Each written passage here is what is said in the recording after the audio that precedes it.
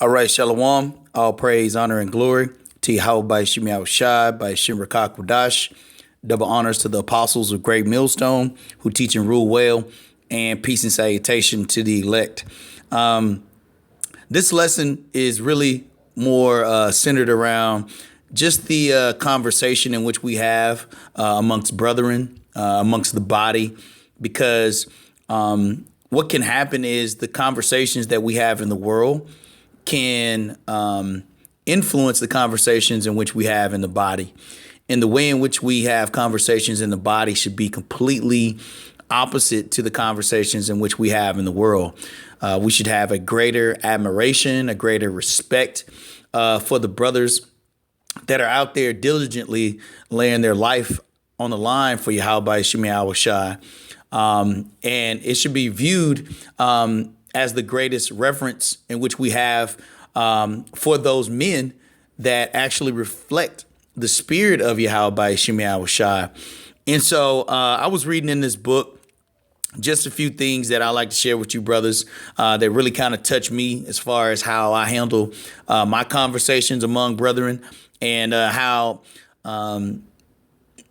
if we're not cautious and conscious of the conversations in which we have, it could snowball and manifest itself into gossip and even or backbiting and things that really do not edify the body. So I just wanted to read this passage, this excerpt here, bring out a few scriptures that kind of reinforce the conduct in which Yahweh Shai clearly told us that we should be behaving ourselves in, because, we are the light of the world. And so what we're really doing is washing all of that filth, that negative conversation in which this world has basically embedded our lives with, through media, through the people who we hang around, through, the low frequency of this music. And really now embracing the highest conversation, the holiest conversation that can be held amongst righteous men. And so that conversation should be exhibited, from the top all the way down. And what better example to set than yourself having a conversation which edifies and which does not de-edify. So it says, you tend to de-edify other people. Now, like I said, this is just from a book, personal, development type of book. It says, when you talk about other people, what do you say? Now, like I said, all of this is centered around the body, not talking about, people outside the ministry of Yahweh Shemi Shai. But it can parallel there as well. It says, do you always talk about them with deep respect and admiration? Or do you tend to be critical, analytical, de-edifying? To de-edify people is to tear them down instead of building them up. So I'm going to stop there because, as this body continues to grow, we have to realize that there are times in which we are de-edifying brothers that whether they be a lower rank or maybe they're a higher rank, the term used, in society today is throwing shade. And it could be sarcastic. It could be, it could not have ill will behind it. Okay. But yet and still it sends a de-edifying spirit or energy within the body. And really that's how cells become degenerated, and that's how sickness starts to come in, because the immunity, those white and red blood cells are not functioning together. And that's really, like I said, the goal of this lesson is just to have us all do a self-evaluation on the conversation in which we're having, and whether or not it's edifying or de-edifying. Whether or not when we talk to brothers, we're talking to brothers with a sense of respect and admiration, or we're talking to a brother as if, okay, I'm a higher rank than you, so my word is the final say so, versus we're all growing and learning in this ministry. And so, one of the things in which it talked about in another chapter here in this book is how humility in itself is something that really helps to continue a state of not having an ego or a negative ego, because there's a such thing as having a positive ego. And so when we're out there on the highways and byways, we have a positive ego towards Yahweh Shem Yahushua, but we do not want to allow a negative ego to start to influence the body of Yahushua to where younger brothers feel less encouraged, or even, like I said, older brothers feel less encouraged to speak and to edify from what they've learned or experiences, because they feel like it's just not going to be welcomed. It says gossip is a subtle thing. It's not usually a conscious attack. It's more of a negative analysis of someone, not meant to harm, of course. But the fact is, it always does. Unhealthy egos tend to take a critical and analytical positions more than healthy ones. They see the flaws in people and they usually discuss them. And so, like I said, this is strictly for the body. What you practice outside in the world outside of the body, is more so geared towards however you choose to handle yourself. But more specifically for being in this ministry, the main thing that we want to convey is an open environment, where brothers do not feel threatened to where they cannot voice who and what their thoughts are, right? We always want to continue to build. We always want to continue to edify. And so, if by any chance, and I'm just saying this openly, to all brothers across, the four corners, if I've ever offended any brother, or if I've ever said anything that may have been received negative, or that was non-edifying, Baba Kusha, please forgive me, for saying that, because we're all growing, and the last thing I want to do is offend one of, Yahushua's little ones. And, as I said earlier, the example starts with us. And that example starting with us is the reflection of what we read from the scriptures of Yahushua, which is our ultimate example. Okay. Yes, Yahushua got crunk. You know what I'm saying? He threw over the tables, he did things or whatever, but that was towards the outside world, And so while we're in this ministry and in this body, we should always view every brother that is out on the highways and byways doing this ministry with the greatest sense of respect and admiration. We should, there's a scripture that actually says that we should put another man before ourselves, and really that's the whole service in which we're doing. But I'm going to bring out a few scriptures here. And like I said, Lord willing, this will be edifying. This is James chapter 3, verse 1. It says, "My brethren, be not many masters, knowing that we shall receive the greater condemnation." It says, "For in many things we offend all. If any man offend not in word, the same is a perfect man, and able also to bridle the whole body. Behold, we put bits in horses' mouths, that they may obey us, and we turn about their whole body. Behold also the ships, which though they be great, behold also the ships, which though they be so great, and are driven of fierce winds, yet are they turned about with a very small helm, whithersoever the governor listed. Even so the tongue is a little member, and boasteth great things. Behold, how great a matter a little fire kindleth."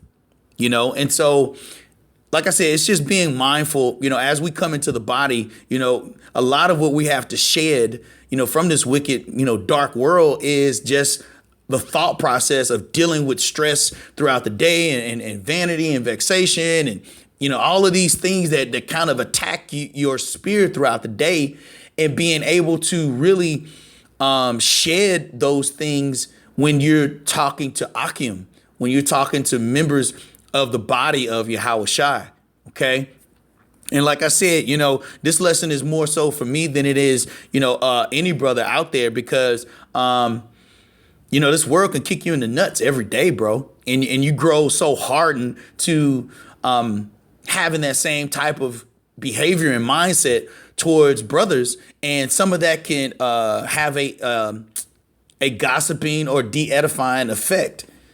And so, like I said, this is more just a reflection, for brothers. If these words gravitate to you, then, call halal like Yahweh Shemi Awashai. And if you're doing these things, we just encourage, you brothers to continue doing so. Verse 6, this is James 3:6. And the tongue is a fire, a world of iniquity. So is the tongue among our members, that it defileth the whole body, and setteth on fire the course of nature, and it is set on fire of hell.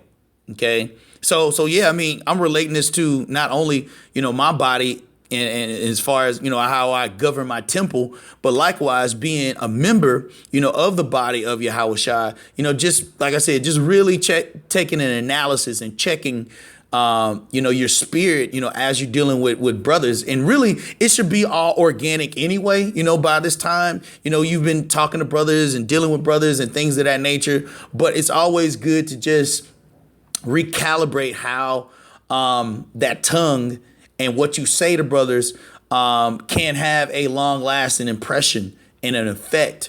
And you always want that long lasting impression and effect to be things that edify. So I'm gonna get this real quick. This is John 13, and I'm just gonna read maybe 1 or 2 points. This is John 13:7. It says, let's start at 6. It says, then cometh he to Simon Peter, and Peter saith unto him, Lord, doest thou wash my feet? Yahushua answered and said unto him, what I do thou knowest not now, but thou shalt know hereafter. Verse 8, Peter said unto him, thou shalt never wash my feet. Yahushua answered him, if I wash thee not, thou hast no part with me. And so Yahushua was just essentially setting the table on how in which we should conduct ourselves. Let me jump down here because, like I said, I don't want to make this too long. I'm gonna jump down here to verse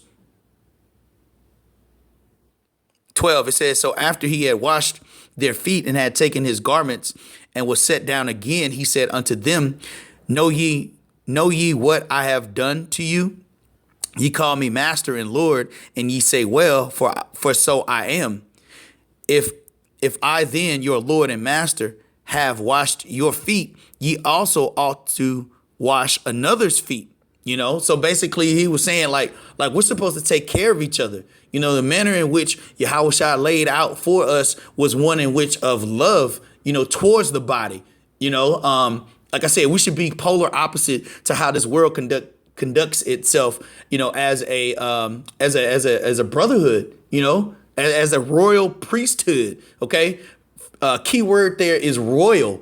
Okay. Meaning like you are treating brothers with the highest version of sincerity and dignity. Okay. Verse 15, it says, for I have given you an example that ye should do as I have done to you. So that washing of feet physically was, of course, in washing his feet, but in the spirit of those words were really on how we should treat each other. Okay. How we should, as I said, put the servant before the master, because those are the things in which lead to a healthy body. Those are the things which lead to setting an example to when younger brothers come in, they see those examples at work and they model them themselves. This is John 13, and I'm going to start at 33. It says, little children, yet a little while I am with you. Ye shall seek me. And as I said unto the Jews, whether I go, ye cannot come. So now I say to you, a new commandment I give unto you, that ye love one another as I have loved you, that ye also love one another. By this shall all men know that ye are my disciples, if ye have love one to another. And that love starts with, like I said, the conversation, the action in which we keep. All of those things are just reflections of the spirit of Yahweh Shem Shai working with us. Okay, like it should be no question on whether or not we're the men, those chosen men of Yahweh Shem Shai, hopefully chosen men of Yahweh Shem Shai, because our conduct, our speech, our behavior, everything resembles the example in which Yahweh Shai has left for us. Okay. And like I said, this is only talk for the body. You know, if you translate this to your wife and your children, I'm sure it'll have a greater effect as well. You know, because we're not just leading within the body. You know, we're preparing to lead nations. Okay. Just like King Solomon, just like, King David, we're preparing to lead nations, but we do that by understanding how to lead ourselves. And then not only that, how to follow within the body as well and to lead the body. This is Ephesians 4:29. It says, let no corrupt communication proceed out of your mouth, but that which is good to the use of edifying, that it may minister grace unto the hearers, So yeah, it's just not those that are outside of the body of Yahushua, but likewise those that are in, Let me see if I can get this word here, edifying, real quick.